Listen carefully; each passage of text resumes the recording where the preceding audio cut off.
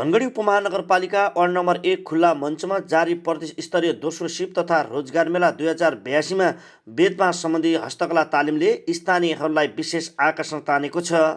यो तालिमले घर आँगन र जङ्गलमा प्रशस्त उपलब्ध बेदबाँसको सदुपयोग गर्दै महँगा काठका फर्निचरमा निर्भरता घटाउने र स्वरोजगारको अवसर सिर्जना गर्ने उद्देश्य राखिएको छ। धनगढी उपमहानगरपालिकाको आयोजनामा सञ्चालित यो मेला माघ 5 गतेदेखि 40 दिनसम्म चल्नेछ। मेलामा सुदूरपश्चिम प्रदेशका 88 स्थानीय तहहरूमध्ये 84वटा स्थानीय तहहरू सहभागी छन्। कुल 600 जना प्रशिक्षार्थीहरूलाई 7 मुख्य क्षेत्र अन्तर्गत 22 प्रकारका सिपमूलक तालिम दिइँदैछ।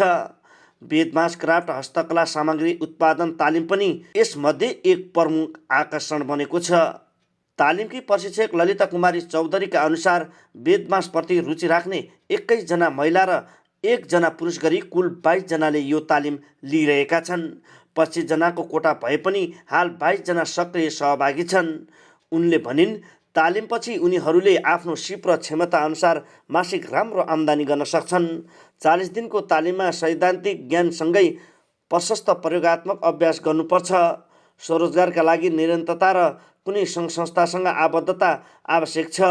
बजारमा बेदबाँसका सामग्रीको माग निकै बढ्दो छ, तर बाहिरबाट महँगो तालिम लिनुपर्ने बाध्यता छ। धनगढी उपमहानगरपालिकाले दिएको निःशुल्क तालिमले स्थानीय स्तरमै केही गर्ने अवसर दिएको छ। दक्ष भएपछि काम अनुसार मूल्य निर्धारण हुन्छ। आम्दानी उनीहरूकै हातमा निर्भर रहने प्रशिक्षक चौधरीले बताइन्। यो बजारमा त धेरै छ। हामीले बजारमा अनुसार नै सिकाएका छौँ। त्यो मुरा, टोकरी, ब्याग, ह्याङ्गर, चुरा स्ट्यान्ड बजारमा धेरै माग छ। 22 जना छ। 25 जनाको कोटा हो, तर 25 जना पुगेको छैन। 22 जना छ। जसको अब सिक्ने इच्छा छैन, एउटा सुरुदेखि नै राम्रो नै फिनिसिङ छ। पोहोर सालको भन्दा यो सालको सहभागी धेरै राम्रो छ। राम्रो सामान बनेको छ। मलाई सिकाउनलाई त त्यही त भन्दैछु, 12,000 लागिहाल्छ आफ्नो सामान दिनु। अब सिक्ने एउटा सबै अब बेड पनि त्यत्तिकै खेर फाल्छ, अब आउँदैन होइन।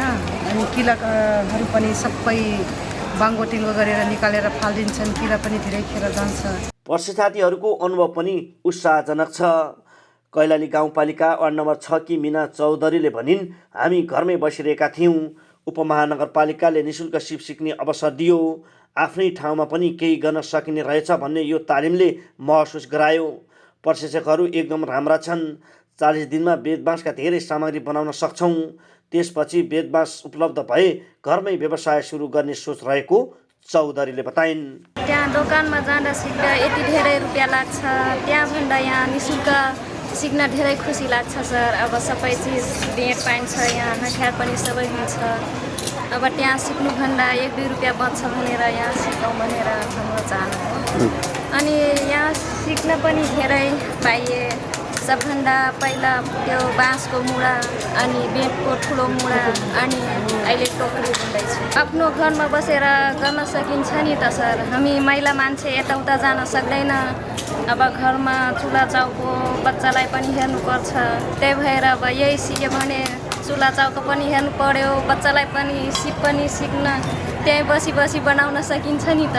त्यही भएर सिक्न आएको छ। यसैगरी धनगढी उपमहानगरपालिका वार्ड नम्बर 8 बस्ने गौरी चौधरीले खुसी व्यक्त गर्दै भनिन्, यो सिप सिक्न बाहिर महँगो पर्छ।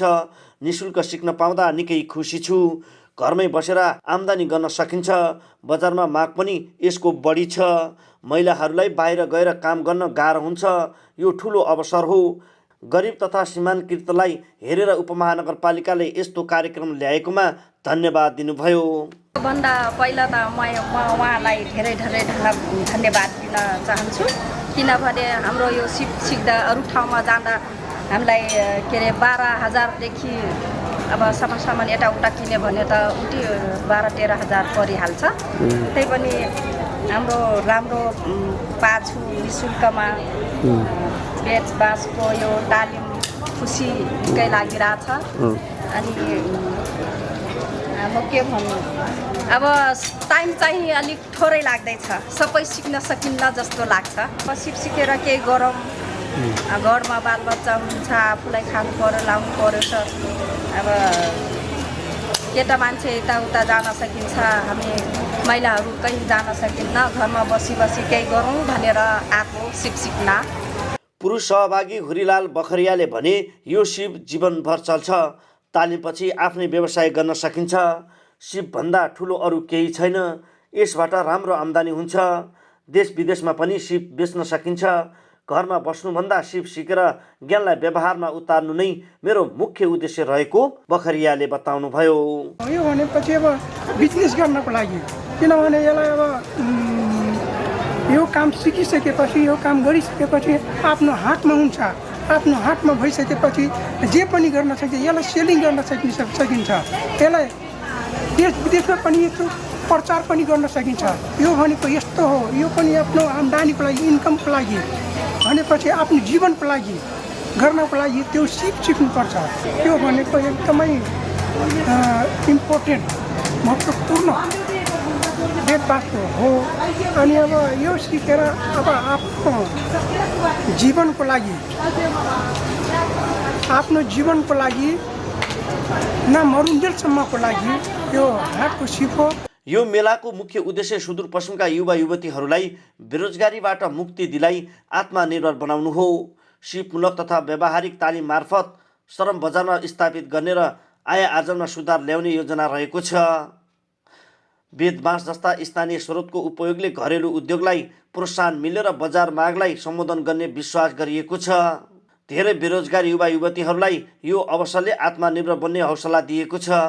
धनगढी उपमहानगरपालिकाको यो पहलले स्थानीय स्तरमा सिप विकास र स्वरोजगारको नयाँ ढोका खोलेको छ, जसले सुदूरपश्चिमको आर्थिक उन्नतिमा योगदान पुग्ने अपेक्षा गरिएको छ।